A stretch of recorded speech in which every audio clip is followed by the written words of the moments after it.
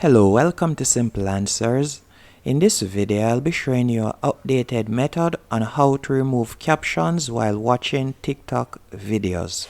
The first thing you want to do once in TikTok, you will simply rest your finger on anywhere on the screen and you will see the option Clear Mode.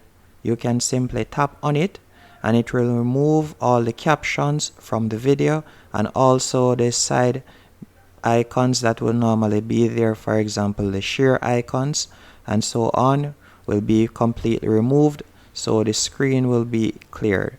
Hope you found this video helpful and informative. Again, all you have to do is simply press down on any free space while watching the video and that will remove the caption. As you can see right there, you can tap on clear mode. Hope you found this video helpful and informative. If you did, be sure to hit the like button and subscribe, and thank you for watching.